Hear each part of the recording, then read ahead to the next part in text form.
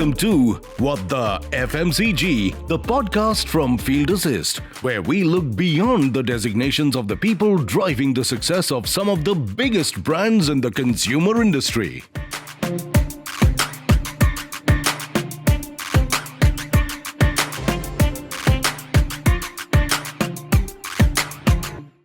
Hi everyone, we are back with a new episode of What the FMCG, a podcast series by Field Assist, where we aim to capture stories, experiences, and anecdotes from the senior leaders in the industry. These are the people who are behind some of the most loved brands in the industry and their segment. आज किससे मिल रहे हैं Varun? Yes, Chitransh. Today we are delighted to have with us Mr. Saurabh Gupta, the CIO of SAR Group, the makers of LiveGuard, LivePure, and electric scooters. With over 20 years of experience in IT industry, Saurabh is a certified digital transformation leader and an expert in IT business strategy and consulting. Welcome, Saurabh, to the podcast. Thanks, Varun and Chitransh, for first having me here. So let's rewind to all the way back. So where did you grow up? How was your childhood like? So I was born and brought up in Kota, Rajasthan, in a typical Marwadi family. When we were growing up, Kota was not the Kota that you have seen in Kota factory in Netflix. It was a small town which was filled with engineers because of the various establishment like thermal power plant, Instrumentation Limited, JK Power. So I was part of a Hindi medium government school. But we had a lot of aspirations. We wanted to go out of Kota and do something which will become big. That was a big plan, Varun. So Saurabh, as you said, Kota was not the Kota factory back then. So Kota se IIT Delhi, was it a culture shock for you? To be very honest, I happened to be at the right place at the right time, right? So some of my friends at that time were getting admission into Bansal classes and I got selected there, and then I'll say because of the push from the friends, I started working for IIT and landed up in IIT. But it was a big culture shock because I was from a very small town. The way we used to work was very different. Delhi was different. Most of the education, all the education was in Hindi medium, and then I landed up in IIT Delhi. The medium was English. So I think that itself was a big shock for me. So learning everything in English, there's a Chaturbhuj is quadrilateral, Trikon is triangle. I think that was the initial difficulty, and my grades dropped in first 2 semesters. And that's when I realized the focus should be for me to start conversations in English, start talking to people, not be introvert. And I think that's how it started at IIT. I must say the journey has been very inspiring, and probably having this podcast today in English and having you speaking, I think from that boy who has probably did his education in Hindi medium to IIT Delhi to today, I think it has been very inspiring. Yeah, I think so. Yeah, that's true. And overall, मैं आपकी LinkedIn profile stalk करता रहता हूँ काफ़ी. तो BTech in IIT, then MTech in IIT. So personally, I want to check with you कि आप बहुत पढ़ाकू बच्चे टाइप थे या there was a शैतानी वाला streak in the entire education? So I was a backbencher. As I mentioned, I happened to be at the right place at the right time. Even in IIT, we had a gang of people. So we used to, in IIT, professors were quite smart. So the attendance used to happen at the end of the class, not at the beginning of the class, right? So what we used to do is to jump inside the class from the broken windows once the 5 minutes are left and get the attendance mark. So it was fun time. I think I was not one of the studious kind of guys. I was more like a backbencher in IIT also. आपने तो proxy भी बहुत मारी होंगी फिर. So we used to do proxy. So one of us will go and market for 4 people. I think that was a normal trend at that time. Right. Nice. So today you are the CIO of SAR Group. So how did your interaction with technology started? Technology se pyar kab hua? First interaction with computer. There was a show called Star Trek. Right. And then we started seeing Spock, who had a small gizmo in his ear, and then he will speak, and then they will see. So I think exposure and fascination for technology started from there. Being from a Marwadi family, it was more like having shops. So our relatives had sari shops, utensil shop, radio repair shops. So we were not exposed to the kind of technology which existed even at that time. But having shows like Star Trek gave you an exposure that this is what technology can do. Right? And I think that's how I got exposed to technology. Was your majors also in computer science? No, I did my majors in biochemical engineering, biotechnology. But I think that is the interest that you got. That is the interest I got in technology, and that I think that continued for a while. My next question is kind of which you have answered, but still I want to ask.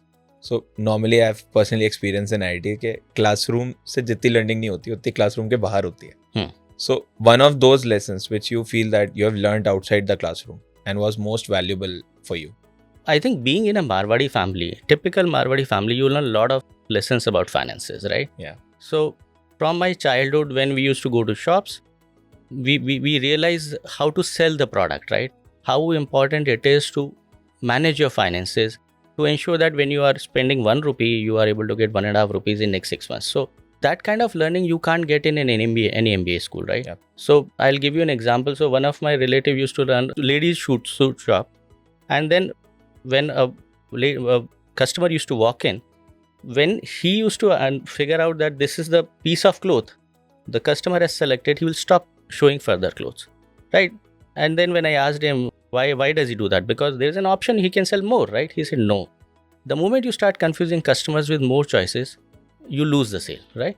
And some of these lessons you can't learn in school or MBA classes, right? It is practically in the shop who has been doing it for years. I think that's so most of the practical knowledge, I think you don't get it. It's still in the school. I mean, that's my feeling. That happens when you go to the field, when you start talking to your customer, when you start interacting with people. That's when the actual knowledge comes in. No, definitely. I think experiential learning is much more valuable than what you learn from books. Yeah. So I have one question, something that is very close to my heart. Is nothing has changed too much in this world rather than technology. Wherein last 10 years we have gone from on-premise to cloud solutions. We have gone from multiple tabs open in Google to a AI-powered search, to GPTs. So I want to understand from you, what is that one trend that you are still not very convinced about? And also parallelly, what is one trend that you were convinced about probably sometime in your life and it went through? Thanks, Varun, for this question. So I think technology is like a bullet train. You just can't stop it, right? The speed at which things are changing, every morning you wake up, you realize there's something new. Right. Some industry has been disrupted, some company has been completely wiped out, and that will keep happening, right? You can't stop it. One of the technology that I am not very much convinced about is metaverse. I think so. Metaverse came in like a big bang, and then everybody started talking about it. You can have your shops placed in metaverse. You start displaying your products, services, but apart from games, I don't think it has worked anywhere. And the technology which has worked very well is AI ML. I think AI in ML was there for a while. It's been there where people use it to do a lot of simulations, lot of analysis. So this is something which has move forward. It has taken the industry to a new level. A lot of things are automated. It is adding a lot of value to different organizations, different sectors also, where you see both top line and bottom line increasing, impacting, helping customers, helping doctors, the way medical science is evolving, and various predictive maintenance, etc. So I think AI ML has worked out very well. Very insightful, especially about metaverse. I think I also share the same opinion in that way. Thank you. It came out with a big bang, and then how it has evolved apart from games, and obviously the experience has been very immersive, but apart from it, no real practical use case, and all the promises that I think Mark Zuckerberg made to the world has not gone well. You said AI ML, and that is one trend, and I think it has worked very beautifully, gave us a lot of value in genuine, I would say, enterprises. So AI ML is going through, I think GPT-5, Grok, Anthropic, everything is coming. But where is the line that enough is enough, or AI ho gaya? I think we have created enough value, but there is a unique thing that humans add to the whole value chain, and where we feel that humans should do the rest, not AI. So I think if you look at it from any business perspective, I think the idea is what makes sense financially, operational efficiency, compliance. And that's what decide whether AI should come in or not, right? It cannot be straightforward answer that I want to bring in AI or I don't want to bring in AI, right? Businesses operate for profitability.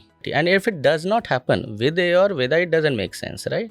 So there are areas where AI may make sense. AI still makes sense where it improves your top line, it improves your revenue, it also improves your efficiency. But there are areas where AI may complicate things. So for example, let's say compliance. If you look at it in pharma industry, it is tightly regulated because a single wrong decision or a single outcome which is incorrect may lead to terrible losses, right? Not in terms of only revenue, but in terms of human lives, right?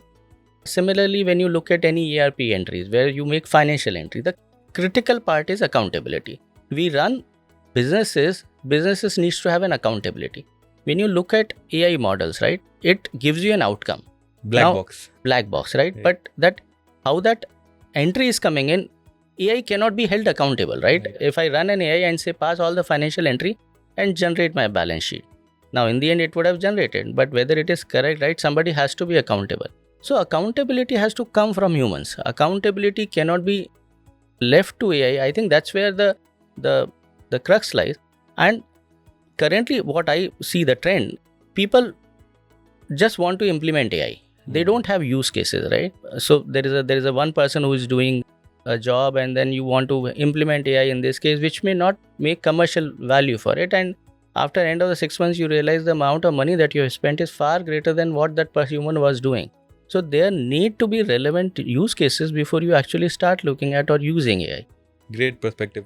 Purely in the way that accountability is, I think, the main thing that you have to go about, and it cannot be done with AI. Yeah. And I think honestly for us also, being a product or a tech-led organization, one key pillar has been, as part of our core values, etc., is that it always has to be a business-led transformation, because that's an important aspect which you are also bringing on with your view perspective. Till the time there's no business context to it, anything and everything we do is not meaningful. Yes, that's true. Chitra. I mean, speaking about your personal life, there's always a turning point moment in everyone's life. I think first criticism, it could be first critical feedback, maybe first goof-up. So what has been your steepest learning curve in your career, and where you felt that you're running out of depth? So you're asking me biggest goof-up or steepest learning curve? So I think both. Fair enough. So I think I still remember one specific case. So what we wanted to do maybe 12-13 years back was launch our own SFA. So we didn't have SFA, these kind of SFA products, and whatever was available were very costly. So we purchased 1200 Samsung tablets, right? And then we developed our own application on top of it and gave it to the entire sales team. And the idea was that they will go around, map the geolocation, start collecting orders, start taking, and then we start getting information, right? It didn't go well. Now, it was not related to technology. The technology was good, but I think the way we did the changement, I think it was pathetic, right? So the idea that was floated was, it is more to do with how much time you're spending in the market, how much kilometers you are traveling, and then we will link it to expense management. So it is more to do policing than helping them, right? And when we launched it, right, people started complaining, my internet has slowed down, my battery runs in an hour, the GPS doesn't work. You had all sorts of complaints. So even whatever was happening offline on paper, that stopped, and this tablet SFA business also didn't work out for us. And then we went back to the drawing board where it is going wrong. Maybe technology doesn't work, maybe GPS doesn't work, maybe the tabs are bad, right? And then we had tests with Samsung people flew and then showed us, no, this is not to do with technology, it is not to do with batteries. And that's when we realized it is more to do with the change management. And then we entirely changed our approach. What we started doing is, this app is not to track you, it is to help you. Let's say, for example, when you go to a dealer, it will tell you what was the last entry, what was the average uptake, what is the average uptake in the city itself, is there a specific product that is being sold. And once the person starts seeing that, he realized the value of that application. Then obviously all the other things you want to monitor, etc. comes in. But I think initial part was the value and the change management. And I think the biggest learning for me was, it is not the fault of technology. Technology may not work here, may be working somewhere else. And the difference will only be the kind of change management that has been done. Very valid point in that way. And this is possibly one of the reasons that why we have seen chairs like you evolving in the organizations you are part of. It's not only a business-centric entire piece. When IT is making a decision, they are also privy to what kind of change management in terms of business best practices, as well as technology best practices come into a center stage to make it a winning combination for the organization. And on the top of it, I want to ask, this just came into my mind, is a chair like you and a lot of chairs where you have implemented an in-house solution historically in your tenure, and you have also implemented SaaS solutions coming with a specific set of expertise. So, and a lot of times people in similar chairs have this question, when I should probably take a external solution, or ये तो मैं खुद ही बना लूँगा, ये तो हम खुद कर सकते हैं. So I think these discussions come up a lot.